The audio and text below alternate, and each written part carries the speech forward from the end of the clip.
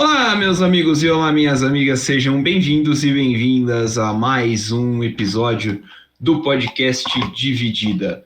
Eu sou o Guilherme Milani e dividindo a tela aqui comigo, Vinícius Bringel. E aí, Bringel, como é que você tá? E aí, Milani, pessoal, beleza? Esse é o episódio de número 95 da Sim. casa. Então, chegando pertinho do número 100. E o episódio de número 95 a gente segue falando dos grupos da Copa, a gente segue com as nossas prévias. A gente vai falar hoje do grupo do Brasil, né, que é o grupo talvez o mais importante para 210 milhões de brasileiros, né, que faz sentido. É um grupo que tem Brasil, Sérvia, Suíça e Camarões, um grupo parecido, né, com o Brasil enfrentou na Copa de 2018. Sim. E a gente vai falar aí, então, do Brasil. O Brinjal vai dar aí as informações.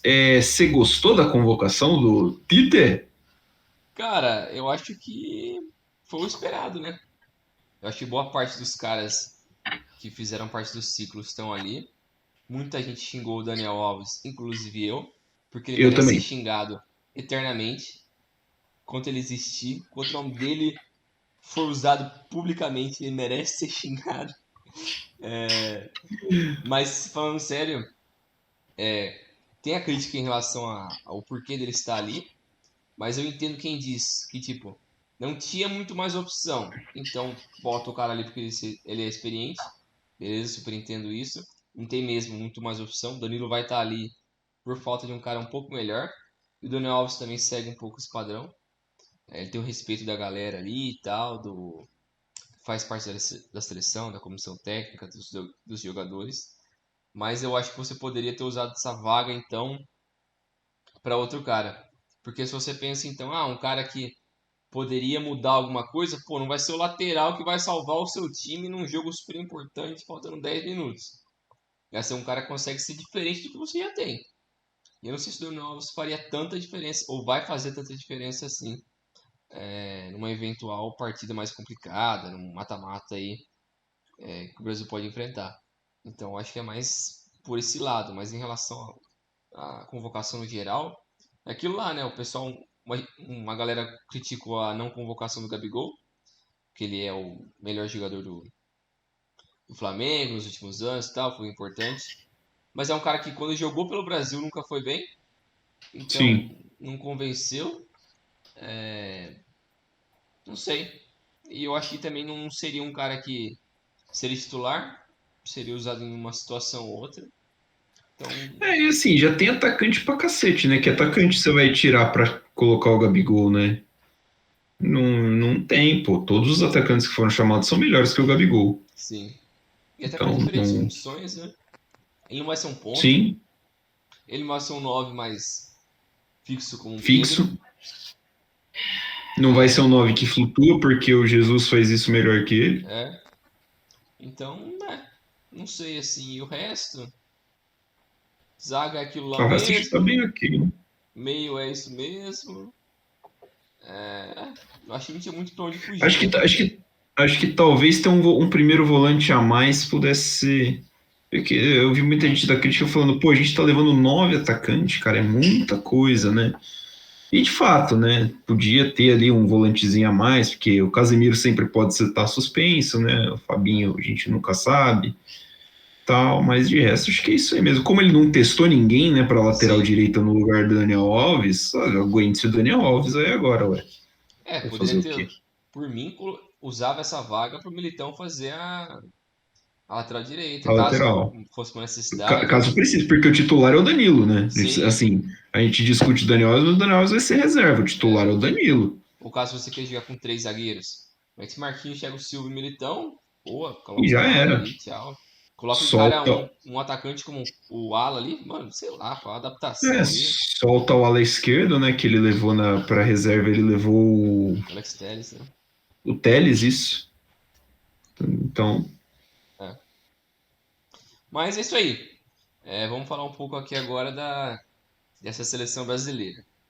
O Brasil que estreia nesse grupo G contra a Sérvia no dia 24. Essa que é a partida mais importante, eu acho, desse grupo. Na segunda rodada pega a Suíça e fecha contra Camarões no dia 2 de dezembro. Eu coloquei errado aqui, mas é 2 de dezembro. É, as partidas mais recentes da seleção brasileira foram todas em amistosos. Em junho foram duas partidas, uma contra a Coreia do Sul. O Brasil venceu por 5-1 e venceu também a seleção japonesa por 1-0. E agora em setembro, no final de setembro, venceu o Gana por 3-0 e também venceu a Tunísia por 5-1. Essa é a 22ª participação da seleção brasileira em Copas do Mundo. Já fomos campeões 5 vezes em 58, 62, 70, 94 e 2002 no Penta. Os maiores recordistas com a camisa amarelinha é o Cafu, com 142 jogos. Jogou 16 anos com a seleção brasileira. 2 vezes campeão mundial, capitão do Penta. Um cara icônico. Na artilharia, a liderança é do Pelé, por pouco tempo, porque muito provavelmente o Neymar deve passar ele nos próximos meses. No próximo mês, muito provavelmente. O Pelé que tem 77 gols e o Neymar 75, logo atrás do Rei. O Então, Neymar passa o Pelé na fase de grupos ainda. muito provavelmente, caso aconteça uma tragédia, ele deve passar no mata-mata. Porque ele é batedor de pênaltis também, então uma hora ou outra ele vai bater esse recorde, não tenha dúvida. O histórico de confronto da seleção brasileira com algumas das equipes desse grupo. Contra a Sérvia, foram 2 partidas, com 2 vitórias do Brasil, e o último confronto foi justamente na fase de grupos da última Copa, com vitória do Brasil. Contra a Suíça foram 9 partidas, com 3 vitórias do Brasil, 4 empates e 2 vitórias da Suíça. Foram 2 confrontos em Copa do Mundo, as duas em fase de grupos. Em 50 foi um empate em 2-2 e em 2018 outro empate em 1-1. Contra a seleção de Camarões, o Brasil teve 6 partidas, com 5 vitórias brasileiras, nenhum empate, uma vitória de Camarões. E na Copa de 94, a seleção brasileira venceu por 3-0 na fase de grupos. Em 2014, 4-1, também em cima de Camarões. O Brasil, que na eliminatória passou em primeiro, com tranquilidade, 14 vitórias, 3 empates e nenhuma derrota. O Neymar foi o artilheiro com 8 gols e o Richarlison um pouco atrás com 6 gols nas eliminatórias. A seleção, a escalação provável do Brasil para essa Copa do Mundo deve começar com o Alisson no gol, o Danilo na direita, o Marquinhos, Thiago Silva no miolo de zaga e o Alexandre fazendo a esquerda. O trio no meio-campo, Casemiro, Fred e Lucas Paquetá. E o ataque com Neymar, Rafinha e Richarlison. Tem a dúvida também do que o Tite pode variar, né? De colocar o Neymar como o terceiro homem do meio e colocar o Vinícius Júnior na ponta esquerda. Ou colocar o Militão na direita, o Alex Telles no lugar do Alexandre na esquerda. Pode haver essa variação para povoar mais o ataque, para abrir espaço para o Vinícius Júnior também. Mas eu acho que ele colocaria isso só numa situação muito crítica ou contra um adversário que é mais fraco, né? Ou nitidamente mais fraco. Porque contra as grandes seleções eu acho improvável que o Tite vai colocar a escalação do Neymar no meio, seria muito arriscado, eu acho. Aquele 4-2-4, né? É, É mais difícil. Acho que também pode sacar o Richarlison, né? Às vezes. também, também. Você chegou a testar o Neymar comigo como um falso 9. É. Eu tenho minhas dúvidas do que seria a melhor opção. Seria o Neymar mais como um 10 ou o Neymar como um falso 9? Eu acho que como um 10 ele funciona um pouco melhor, porque ele é muito Sim. criativo, ele consegue abrir mais espaços, trabalhar com os caras da ponta. Mas vamos ver, né? Vamos ver. A equipe do Tite estabeleceu um novo recorde de mais pontos nessas eliminatórias da Conmebol, com a invencibilidade de 12 jogos até o Mundial de 2018, e agora são 29 partidas invictas em eliminatórias de Copa do Mundo. Então, 13 partidas sem sofrer gols ao longo de 17 jogos da classificação dessa vez. Uma média de 2,5 gols marcados por partida mostra o quão bem o Brasil vem para esse torneio. O técnico de 61 anos adotou uma abordagem de domínio, de posse de bola e tentar ter mais um controle da bola e ditar o ritmo do jogo com um sistema de posicionamento mais buscando um jogo mais ofensivo. O ataque do Brasil nos últimos anos tem sido extremamente perigoso contra os seus adversários. O Brasil que busca pressionar de uma forma mais estruturada, mas ao mesmo tempo é bem agressivo nessa pressão. O Tite geralmente gosta que a sua equipe tente recuperar a bola o mais rápido possível para começar um bloqueio defensivo alto e intenso.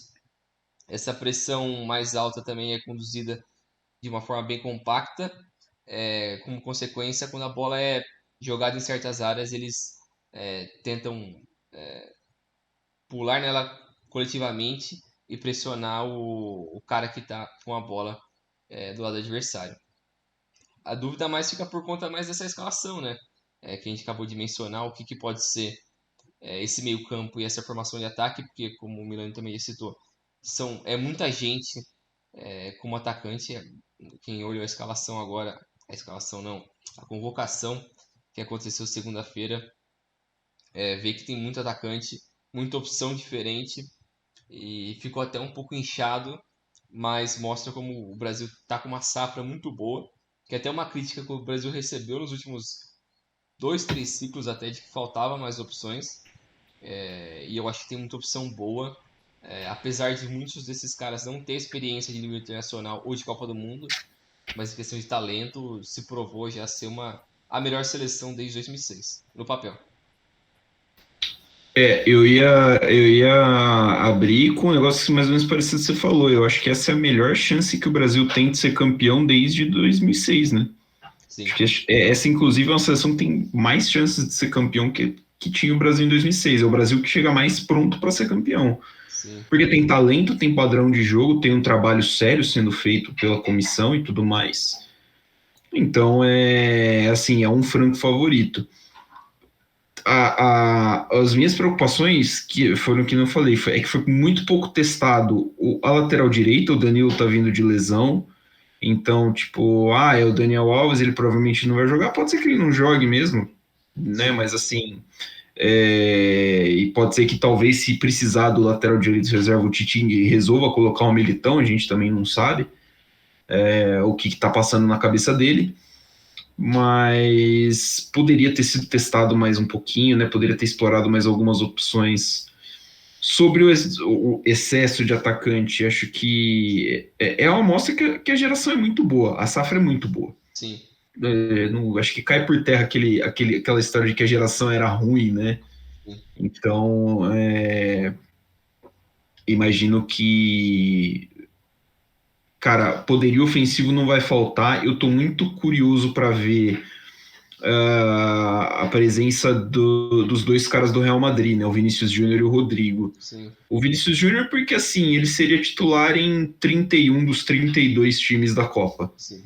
E ele só não tá sendo titular no Brasil porque ele faz mais ou menos ali a do Neymar. E o Rodrigo, cara, eu tinha lido umas análises há algum tempo atrás que o 4-2-3-1 meio que matou o meio ofensivo que jogava mais para dentro, né? Porque o Rodrigo, ele não é rápido como um ponta, mas ele também não é aquele 10 que joga ali exatamente atrás do atacante, ele é meio que um segundo atacante ali, alguma Sim. coisa assim. E eu fico muito curioso para saber como é que vão usar ele, porque é difícil você ver hoje, se imaginar hoje a seleção brasileira jogando com dois na frente, né? A gente não tem um 9 fixo, imagina jogar com um 9 fixo mais um outro daquele jogador. Mas é um cara que tá fazendo uma temporada boa no Real Madrid também. E fico curioso para saber se ele vai ser utilizado e como ele vai ser utilizado. Eu acho que o principal problema de tentar fazer essas variações com caras no ataque é justamente porque você tem que povoar o meio-campo com outros caras. A gente não tem muita opção no meio. Eu acho que o Esse é o meio problema. tá meio engessado ali, assim, porque você sabe que vai ter o Paquetá e o Casemiro, eu acho que são certeza em todas as escalações.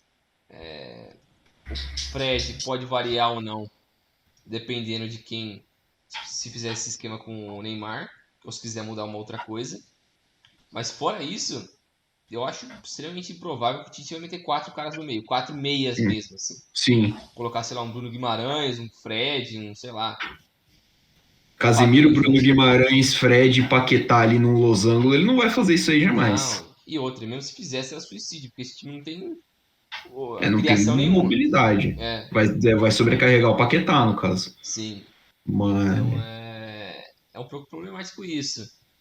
Em relação à defesa também, eu fico um pouco em dúvida, porque querendo ou não, o Brasil não foi muito testado defensivamente. é, Porque a gente sabe que o poderio ofensivo das equipes da América do Sul não são gigantes. Os amistosos que o Brasil enfrentou também não tinham grandes jogadores no ataque. Então você pensa lá, Japão, Coreia, Tunísia. Tirando o som não é, da Coreia, mas, pô, o som joga sozinho, não dá pra você esperar muita coisa né, dele. então é Né? um oásis ali. Então é um pouco preocupante, assim, até que ponto essa estabilidade que a gente enxerga na seleção brasileira pode chegar na Copa do Mundo. Vai conseguir transmitir isso para a Copa do Mundo. Eu acho que o Brasil sempre passou essa estabilidade nas eliminatórias, nos últimos ciclos. Não, Mas tá bem, a gente tá bem, a gente tá bem. Aí chega lá e pega uma equipe grande, aí sofre, aí tem uma estabilidade, o emocional já abala, aí toma um gol e acabou. Contra a Holanda foi assim em 2010, que pra mim foi a Bélgica melhor 2018. também. 2010 pra mim foi a melhor seleção jogando bola das últimas. Não em relação ao papel, assim, nome. Porque, pô, o Elano é um dos melhores jogadores do time. É o Elano não é um super craque. O Kaká tava bichado, mas jogou muita bola aquele time do Dunga. Muita bola.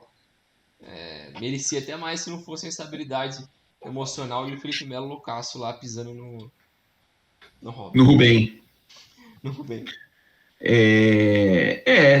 Não, eu tô de acordo. Curiosamente é um time mais sólido no meio-campo, né? Um time muito É, sólido no meio-campo, um meio-campo muito bem fechado. concordo É, com você nisso.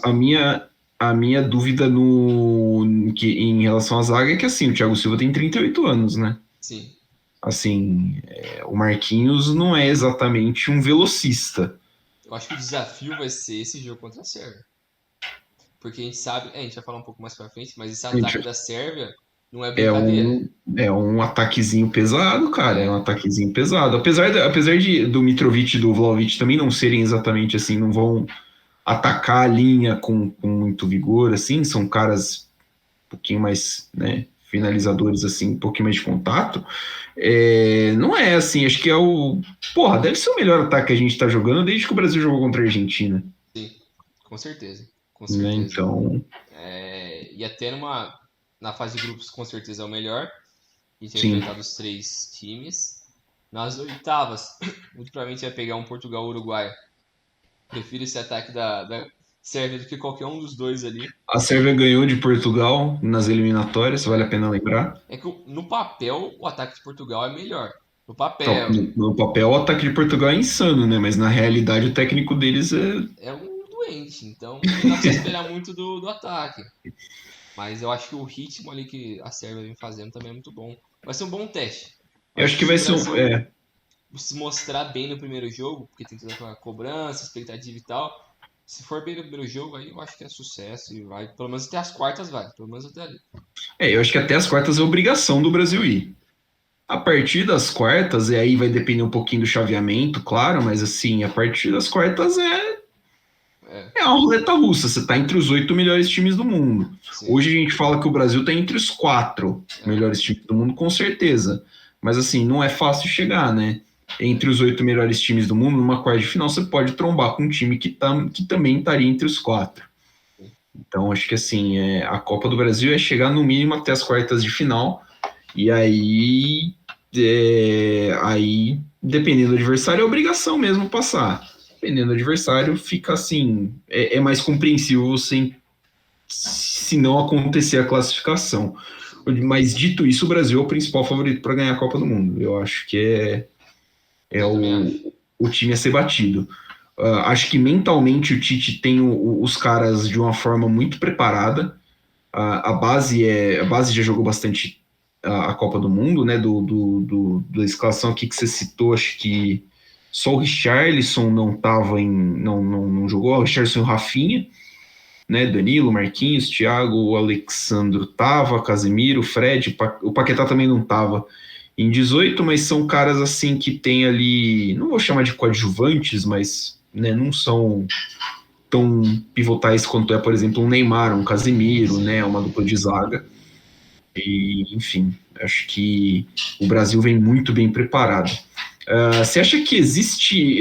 o Rafinha vem numa fase meio abaixo, né, no Barcelona nesses últimos jogos, assim. O Tite obviamente confia nele, ele obviamente vai ser titular, mas se nos primeiros jogos não engrenar, você acha que corre chance dele perder a vaga, a titularidade para o Antony, ou até para o Martinelli, ou para o Jesus? Eu acho que pode acontecer. Eu acho que tem uma chance disso. Porque, como você falou, eu acho que ele teve um início bom na temporada pro Barcelona. Começou bem, até empolgou. Mas nos últimos jogos ele vem bem mal. Muito, muito mal mesmo. E eu acho que isso pode, querendo ou não, custar na seleção brasileira. É que isso é um pouco complicado, porque esses técnicos geralmente gostam de separar, né? O que o cara faz no clube e o que ele faz na seleção. Então, se o cara entregou pro técnico na seleção, ele vai acreditar no cara até o fim. Mesmo se ele tiver em má fase no clube, ele fala, não, comigo eu sei que você entrega.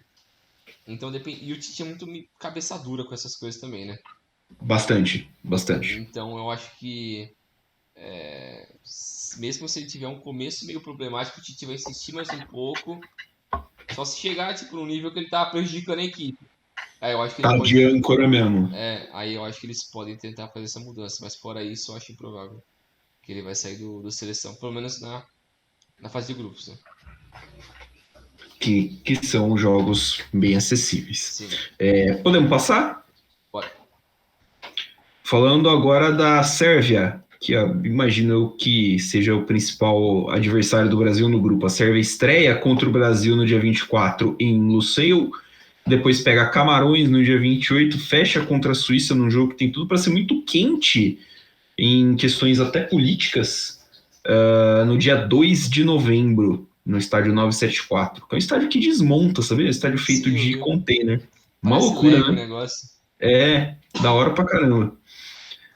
Os últimos jogos da Sérvia na janela de junho pela Nations League: 4-1 na Eslovênia, 1-0 na Suécia e 2-2 com a própria Eslovênia.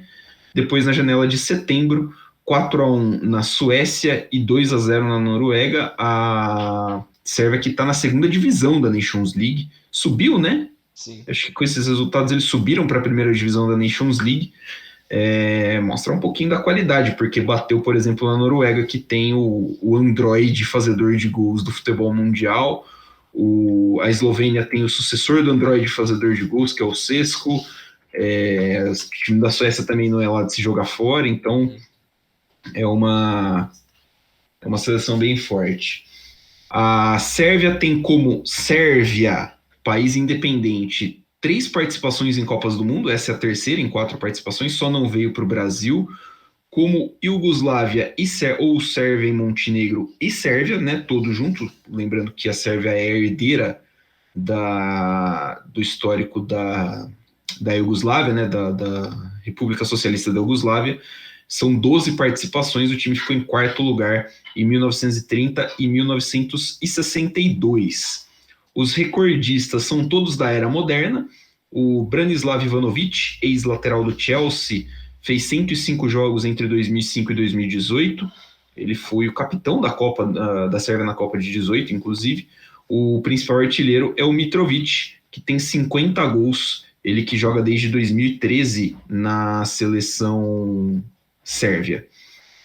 Brasil e Sérvia jogaram 2 vezes, com 2 confrontos, 2 vitórias do Brasil, o último na fase de grupos, né? Como o Brinjal falou, na fase de grupos da Copa de 18, vitória brasileira.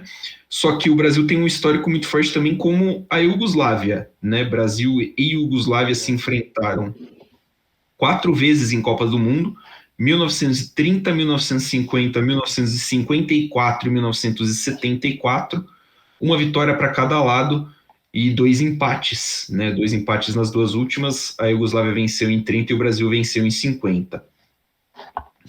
Perdi a janela.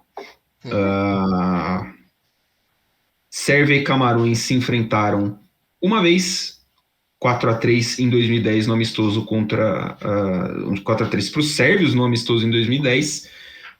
Sérvia e Suíça tem o confronto da Copa de 18, que se não me engano foi uma vitória suíça, mas eu não estou lembrando o placar.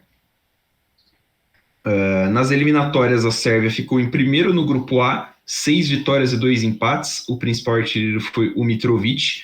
A Sérvia que foi buscar essa classificação literalmente na última rodada no Estádio da Luz contra Portugal. Precisava vencer Portugal para se classificar de forma direta. Venceu com o gol do Mitrovic aos 45 do segundo tempo, mandou Portugal para a repescagem. Ótimo. O time O time deve vir para a Copa num 3-4-1-2. O goleiro Milinkovic, que é o Vanja Milinkovic-Savic, irmão do... Esqueci o primeiro nome do meia. Sergej, né? Esse é o Sergej. Sergej Milinkovic-Savic, irmão dele. Pavlovic, Veljkovic e Mitrovic. Kostic, Milinkovic-Savic, Tadic, Lukic e o Zivkovic. Na frente, Mitrovic e Vlahovic, a dupla peso pesado. Depois de assumir o cargo de técnico em março de 2021, Dragan Stojkovic, um dos maiores jogadores da história da seleção da Iugoslávia, levou a Sérvia a só 3 derrotas em 20 partidas, né, em 2 dessas derrotas em amistosos, no caso. Com exceção do empate em 1-1 contra a Jamaica no ano passado, o técnico usou bastante a defesa de 3 zagueiros, né, e alinha regularmente a equipe com os 2 atacantes para aproveitar mesmo a boa fase tanto do Mitrovic quanto do Vlahovic. O Mitrovic tem 50 gols em 75 partidas. Esse recorte é de 2022, é isso? Ou nas últimas 2 temporadas? Eu acho que são as 2 últimas temporadas. Ele fez 43 gols na Championship na última temporada. Um absurdo, cara. 1 gol por jogo ele meteu na segunda na Inglaterra. E começou bem a temporada na Premier League com o Fulham. Ele tem uma média aí... tem 7 gols, acho que em 10, 11 jogos. E o Vlahovic marcou 20 gols pelo menos 20 gols nas últimas 2 temporadas da Série A. Tanto que esse tanto de gol que ele fez é o que garantiu a saída dele da Fiorentina para a Juventus. Os 2 atacantes são servidos pelo capitão Dusan Tadic, que tem 33 assistências em 90 jogos pela Sérvia, jogando como número 10, enquanto Filip Kostic, da Juventus, companheiro então do Vlahovic, é o cara que faz o corredor do lado esquerdo ali, correria, muito, muito habilidoso o Kostic, gosto bastante dele, gostava dele jogando na Alemanha. O sistema de 3 zagueiros, nos últimos 20 jogos do Stojkovic, rendeu 19 gols sofridos pela defesa da Sérvia, é uma média de 1 gol por jogo, mas assim, para a Sérvia, assim, podia ser bem pior, né, porque não é uma defesa exatamente nova em questão de idade, então uma defesa sólida, sob o comando do Stojkovic. E embora a Sérvia goste de utilizar a largura do campo com o objetivo final de fazer cruzamentos na área, não é um time muito unidimensional de bola longa, né? Tem um elemento de paciência no jogo, de abordagem, que permitiu usar os jogadores mais para frente com um pouquinho mais de criatividade.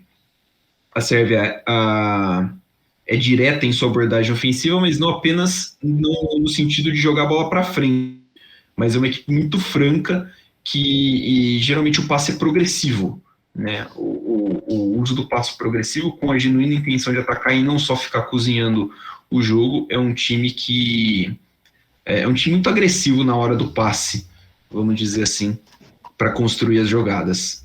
É uma das seleções. Eu falei isso sobre a seleção do Marrocos no último episódio, falo isso sobre a seleção da Sérvia nesse episódio, que é uma das minhas seleções preferidas para a Copa. É uma seleção que, cara, além da mística, né, tem uma certa mística, a seleção da Sérvia, de ser considerado, desde a época da Iugoslávia, como os principais jogadores mais talentosos mesmo, tecnicamente, da Europa. É um time que parece muito bem construído na mão do treinador e que tem tudo para dar um salto que a gente talvez esperasse deles na Copa de 18, né? A gente esperava um desempenho um pouquinho melhor deles em 18, eles acabaram dando uma decepcionada e assim, talvez para essa Copa eles estejam um pouquinho mais maduros e talvez um futebol um pouquinho mais ali na ponta da agulha para realmente ser uma ameaça para times da próxima fase, né? Eu também concordo com o que você falou. Eu acho que, pra mim, é um dos meus times favoritos, que eu adoro. esse ataque. Vários caras dessa equipe. Boa parte dessa equipe joga na Itália. Eu não sei Sim. se é por conta da proximidade dos dois países em questão de geografia. Tem muito sérvio jogando na Série A. Mas eu gosto muito do ataque. Isso que você falou que tinha expectativa de 2018 ser o ano que eles poderiam dar um salto a mais, né? Eu acho que foi o ano para eles pegarem um pouco mais de experiência. Foi mais ou menos o que a Bélgica passou em 2014. Eu acho que foi o ano para eles pegarem um pouco mais de cancha, então entender. Porque muitos daqueles caras, o Lukaku, Hazard, De Bruyne, Mertens, esses caras já eram grandes estrelas do futebol mundial, mas eles ainda não eram superstars. Talvez o Hazard era, talvez o Hazard estava no seu melhor É. momento, mas o Lukaku e o De Bruyne eu acho que ainda não estavam no seu ápice. E eles E chegaram o nessa palco hora. da Copa do Mundo é diferente, né? Jogar por É, seleção é diferente de jogar por clube também. sim. Então eu acho que dá pra fazer esse paralelo com a seleção da Sérvia com o da Bélgica. Porque, se a gente olha aqui alguns dos principais nomes, Milinkovic Savic hoje, o meia, né? Tá com 27 anos. Na outra Copa ele tava com 23. Então, é um momento que ele já tá mais maduro.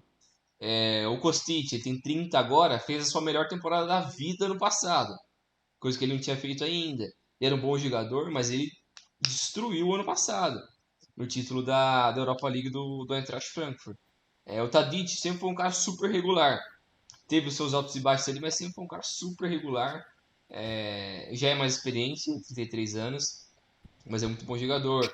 Aí você pega o Vlahovic, que estourou como um dos mais goleadores dessa geração. O cara é um completo absurdo também, bate falta, cabeceia bem, é forte, é rápido, explosivo, Ele é muito bom finalizador, né, cara? É bom impressionante. demais. A gente tinha expectativa na Copa passada que esse ia ser o lugar do Jovic, que foi pro Sim, Real Madrid e virou nada. Flopou já, 24 anos sumiu. já flopou. Mas é um cara que tinha expectativa que ele seria esse cara, mas o Vlahovic já tomou conta disso. O Mitrovic é outro, com 28 anos agora, é um cara mais experiente. No Fulham já é o principal destaque da equipe. Então é um time que já está mais experiente. Tem outros nomes, a defesa. Eu acho que eles fizeram o certo de colocar uma linha de três, porque não tem grandes nomes, pelo menos o cara de maior destaque é o Plavlovic, do, do Salzburg, que tem 21 anos, mas é o principal cara da defesa. Então acho que eles fizeram certo em tentar minimizar, entre aspas, essas deficiências na linha defensiva, deixando só três zagueiros e colocando mais opção ofensiva nas alas. Que nem Sim. você falou, é um time que gosta bem de abrir o campo, deixar um campo bem espaçado para nutrir bola para os principais caras da frente, que é o Vlahovic e o Mitrovic, que são caras similares. Eu acho que o Vlahovic consegue sair um pouco mais da área, ser um pouco mais móvel, mas os dois são similares e que se você joga a bola para eles é perigo constante. E não é um time que faz chuveirinho só porque os caras são bons de cabeça, mas é um time que sabe abusar dos espaços e nutrir esses dois muito bem. E o meio-campo também consegue fazer isso muito bem. O Milinkovic Savic joga bola demais. Sempre, toda janela tem aquela especulação: quando ele vai sair da Lazio? Quando ele vai sair da Lazio? Ele E ele vai nunca pro sai. United ou ele vai pro Liverpool? Sempre tem essa. E até hoje ele nunca saiu. No Futebol Manager ele é contratação certeira de um desses dois times aí. É papo de 80 milhões de euros para cima.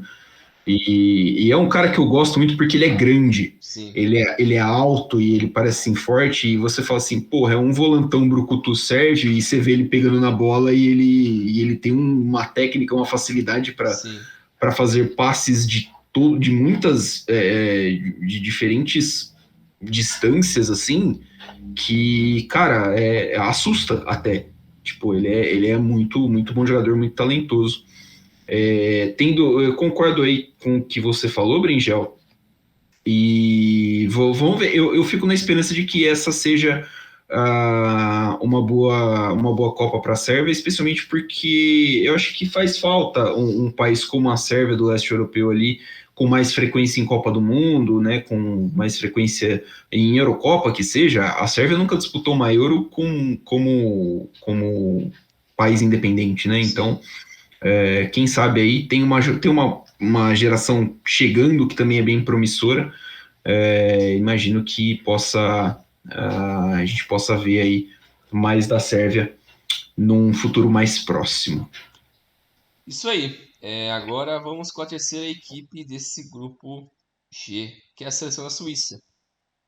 A seleção da Suíça que vai estrear contra Camarões no dia 24, depois pega o Brasil na segunda partida e fecha contra a Sérvia.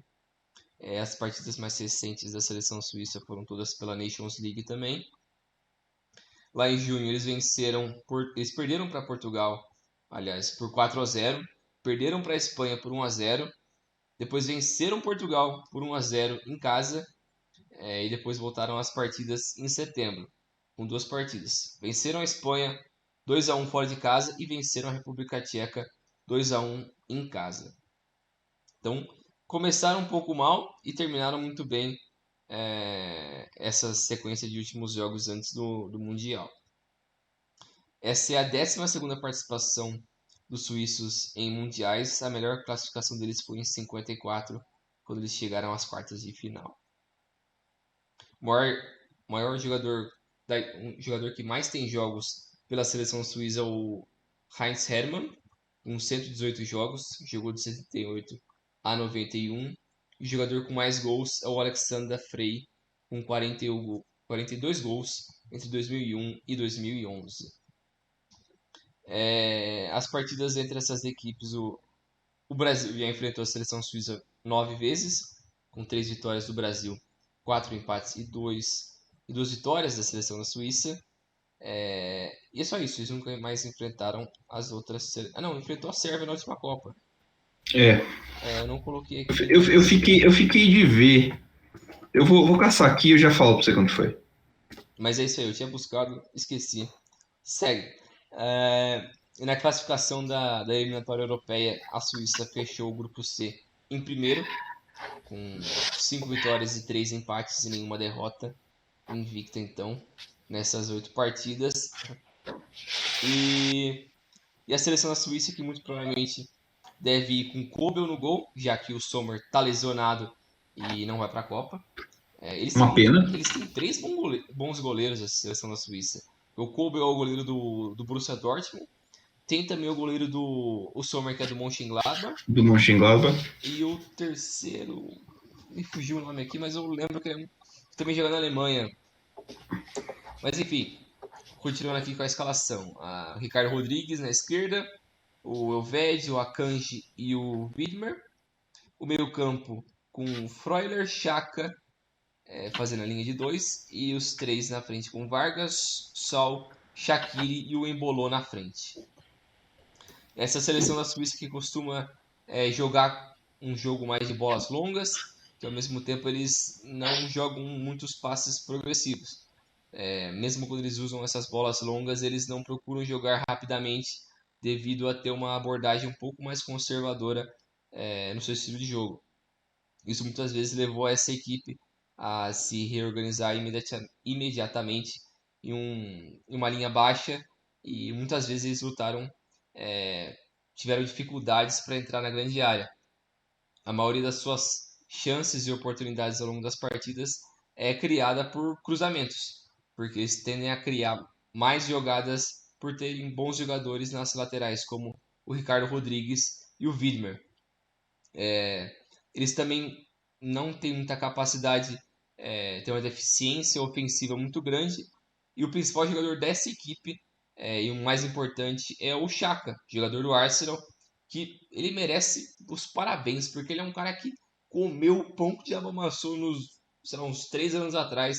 Teve aquela treta no Arsenal, que ele era o capitão, aí perdeu a braçadeira, aí pisou na camiseta, aí o pessoal queria matar ele, aí na Copa ele fez aquele símbolo lá, que era do outro país lá, Ele Kosovo, fez a águia da Albânia. da A águia Albânia. albanesa. Aí o pessoal queria Que- matar ele, nossa. Porque tanto ele quanto o Shaqiri têm ascendência albanesa, né? São filhos de imigrantes albaneses que foram para a Suíça. Daí a treta com os sérvios. Sim. Então foi uma loucura os últimos, sei lá, 3 anos ali do Xhaka, mas hoje em dia ele tá jogando muita bola. Ele é um dos principais jogadores dessa seleção da Suíça. e desse bom momento do Arsenal também, né, nessa primeira metade da temporada. Então, ele vem sendo esse principal jogador. É o cara que conduz a bola para frente, é o cara que cria mais oportunidades nesse meio campo. E no geral, essa equipe da Suíça é uma equipe boa defensivamente. Tem alguns jogadores de destaque, como o Akanji, que está no Manchester City, ex-jogador do Borussia Dortmund, o Xhaka, o Ricardo Rodrigues, e eles basicamente formam essa espinha dorsal da equipe suíça. E o Gregor Kobel, que muito provavelmente vai ser o número um no gol com a lesão do Sommer. Então, é um time que tem as suas qualidades, tem os seus destaques, mas o cara que era o seu principal jogador nos últimos anos, o Shaqiri, está enterrado nos Estados Unidos, teve pouquíssimos minutos nos últimos meses. Ele está no Chicago Fire, eu acho, não é? Sim, Então, isso.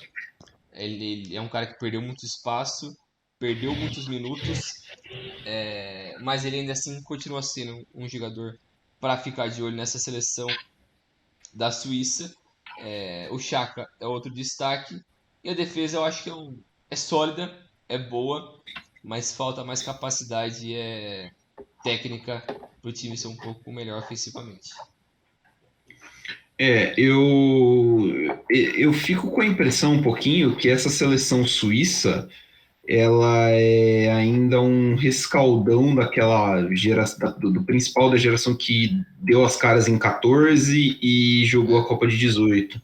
Né? É claro, tem a renovação meio forçada, porque os jogadores envelhecem, né? Normal, e a gente tem que lembrar que nem sempre a renovação vai vir no mesmo nível, porque a Suíça é um país muito pequeno, né? Então tem aí, claro, uma queda de qualidade, mas pô, querendo ou não, é um time que está jogando aí a sua quinta Copa consecutiva. Né? Tem que lembrar disso daí. O Shaqiri está indo para a quarta Copa consecutiva. Eu acho que ele já estava em 2010. Não lembro se o Xhaka estava em 2010. Você falou do Xhaka e ele vive o melhor momento dele na carreira, né? sim. Quando ele sai do Borussia Mönchengladbach para ir para o Arsenal, se esperava muito dele e ele teve um começo, como você falou, muito conturbado, mas hoje dá para ver que ele é mesmo se tornou o cara que esperavam que ele fosse quando ele chegou no Arsenal. É um dos meus jogadores preferidos dessa geração suíça. Eu gosto muito do Fabian Schär, zagueiro. Ele é muito bom com a bola no pé. Ele não é tão bom assim marcando.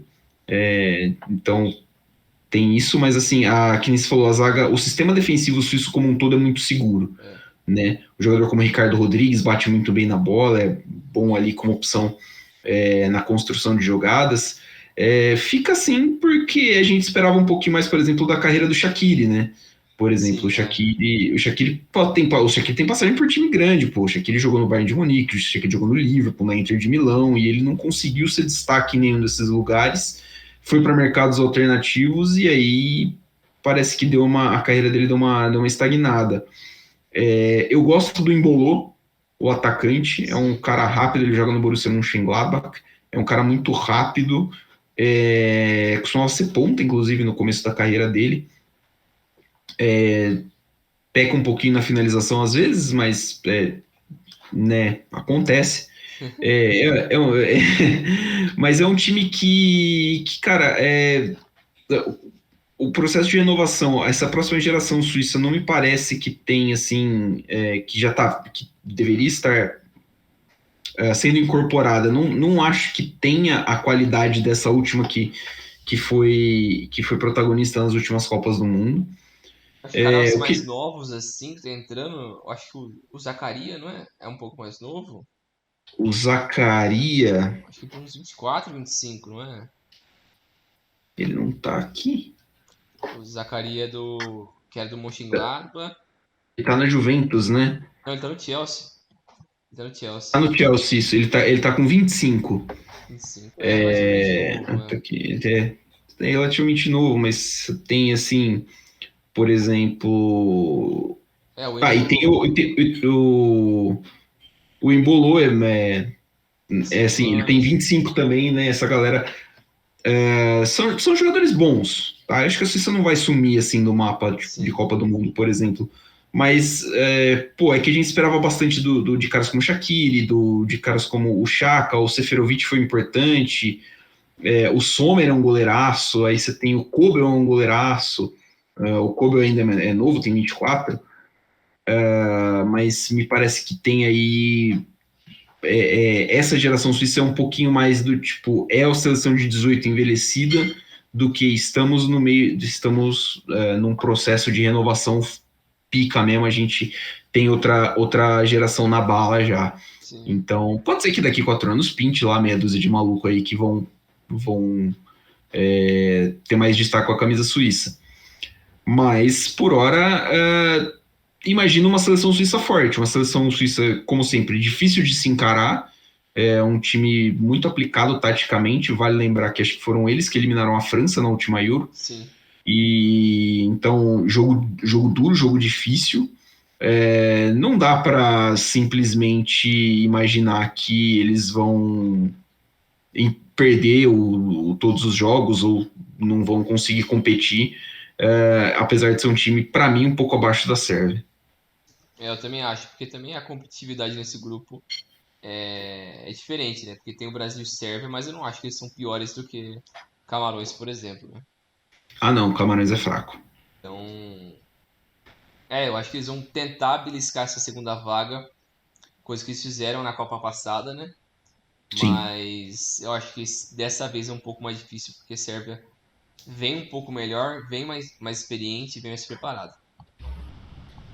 O jogo fiel da balança mesmo, de novo, vai ser o Sérvia e Suíça, né? Na Copa Sim. de 18 foi 2-1 para a Suíça.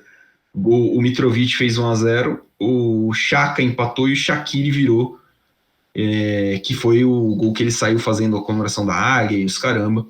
Então, foi isso que aconteceu. Podemos falar de Camarões? Bora. Fechando o grupo, a gente tem a seleção de Camarões. Camarões que abre contra a Suíça, depois pega a Sérvia, fecha no dia 2 contra o Brasil. Nos últimos jogos, nas eliminatórias da CAN, em agosto, perdeu de Guiné Equatorial por 1-0. Excelente, né? Depois, em setembro, venceu por 2-0. Depois perdeu do Uzbequistão por 2-0 no amistoso e da Coreia do Sul por 1-0. Todos esses jogos em setembro. Camarões está na sua 8ª participação, a melhor foi em 1990, quando chegou às quartas de final, enfrentou a Argentina, se não me engano, no jogo de eliminação, é a Copa do Roger Milá, é uma campanha histórica, acho que é a melhor campanha de um time africano até hoje na história das Copas. O recordista de jogos da seleção camaronesa é o Rigobert Song, que a minha geração vai lembrar como cara de trancinha e barba loira no álbum da Copa. Jogou de 93 a 2010 137 vezes pelos Leões. O Eto'o, que é mais facilmente lembrado pelos fãs de futebol, fez 56 gols, é o maior artilheiro da história dos Camarões, jogou de 97 a 2014. Brasil e Camarões se enfrentaram uma vez, jogaram 6 vezes, 5 vitórias do Brasil e uma vitória camaronesa.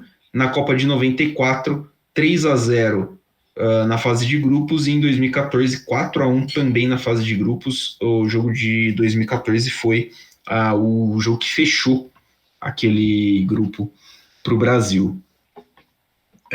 Nas eliminatórias, Camarões passou pelo grupo D com 5 vitórias e uma derrota, né, 15 pontos, e no playoff, no cruel playoff da Confederação Africana, 2-2 contra a Argélia no agregado. A Argélia, que para mim é a melhor seleção do continente africano, Camarões passou por um gol fora de casa nos acréscimos do jogo de eliminação. Cara, é de uma crueldade absurda isso. Esse playoff, mano, quem inventou isso é o maior filho da puta. É um sádico. É O um cara quer se sádico. fuder com todo mundo.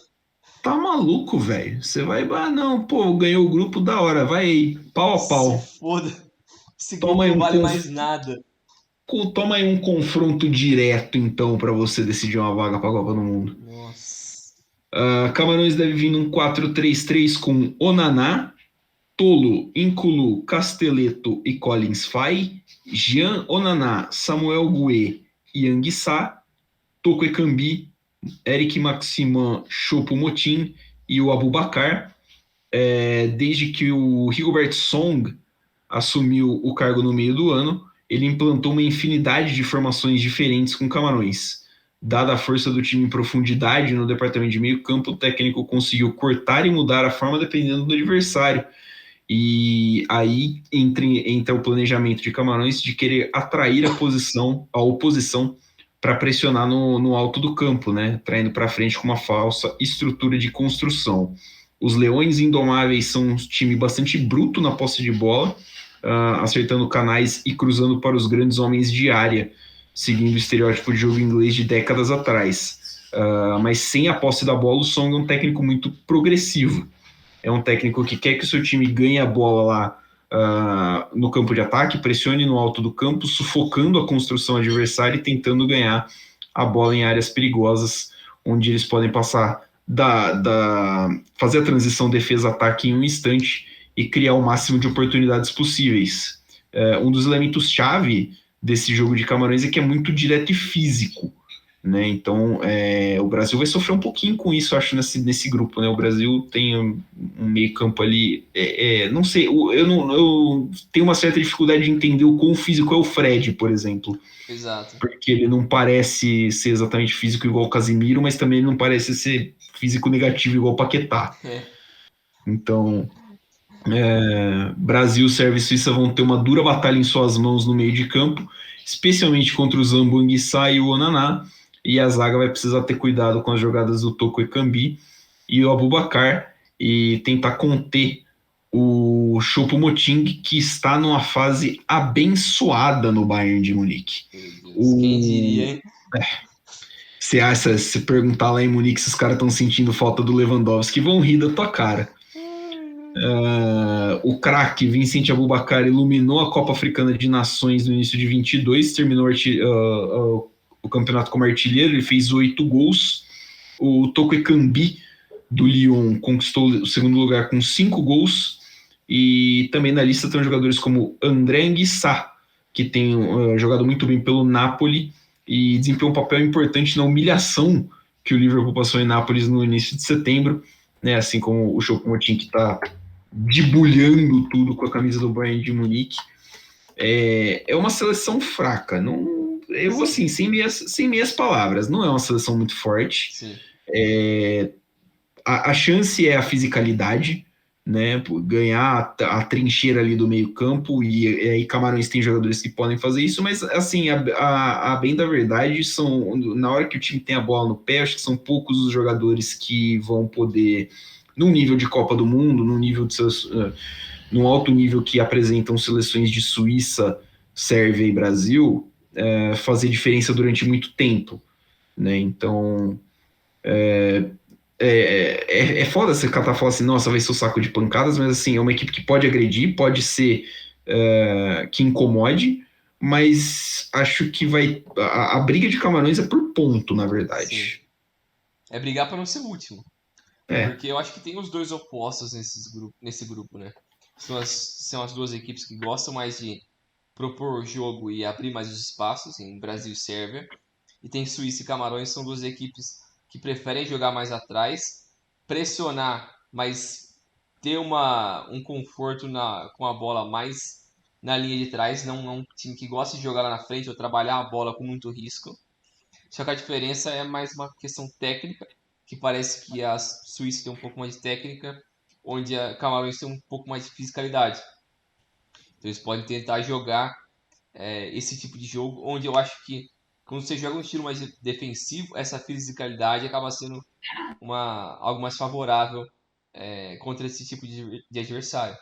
Porque você consegue mais bater de frente em espaços curtos quando você está defendendo, e na hora de buscar um contra-ataque, uma transição, você consegue ter mais essa velocidade e também ter o impacto, os choques físicos com outros jogadores de outras equipes.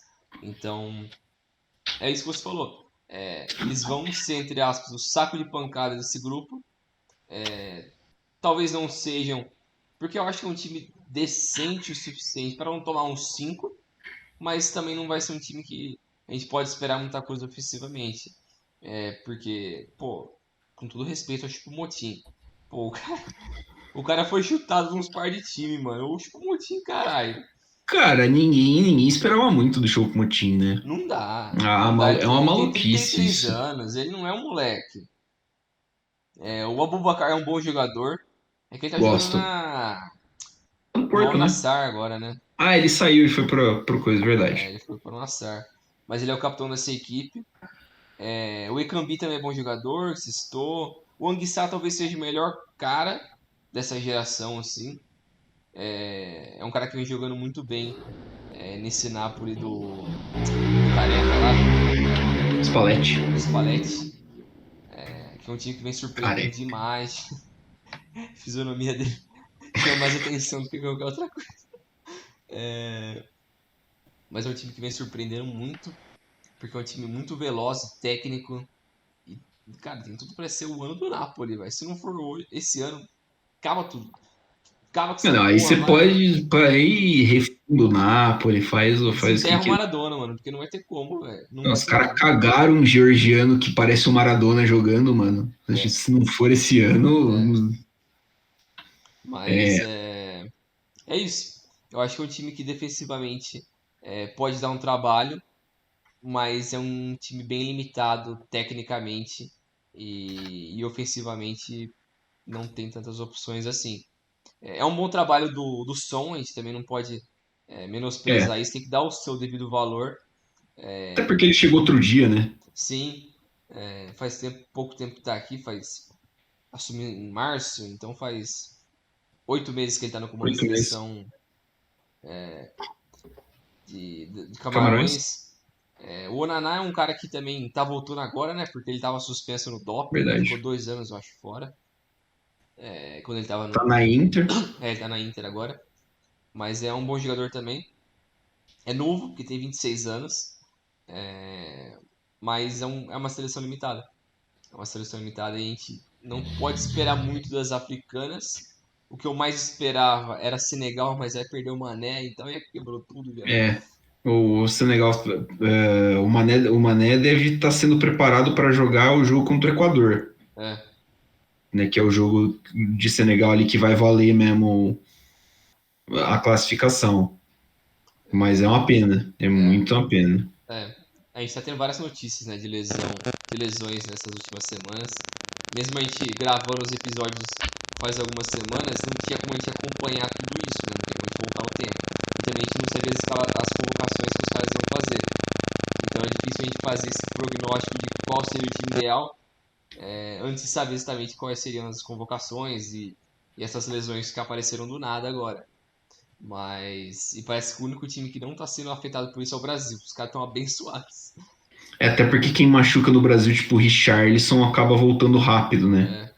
É, eu até falei pro amigo meu, mano, parece que o Tite foi esperto. O Tite levou o Daniel Alves para ser o bait das Da maldições. lesão. Então, se quiser alguém se lesionar, vai pro Daniel Alves. Foda-se ele, o resto não pode Faz fazer sentido. A nada. convocação do Daniel Alves, inclusive, acho que é a primeira convocação unânime que eu vi entre os torcedores brasileiros, que todo mundo odiou a convocação.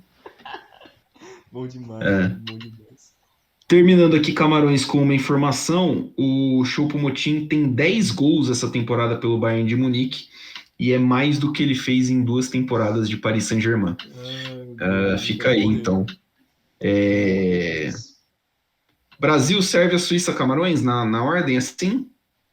Isso aí, também acho. É isso aí. É o que a gente está imaginando que pode acontecer. Conversados então, Brinjal? Isso aí. Valeu, pessoal. Valeu, Milani. Até daqui a pouco. Valeu, galera. Até já, né? Daqui a pouco nós estamos pingando aí com o último grupo, um grupo H, e vocês ficam ligadinhos que já tem mais. Tá com um cheirinho de Copa do Mundo já. Falta pouco, falta pouco. Valeu, galera. Até mais.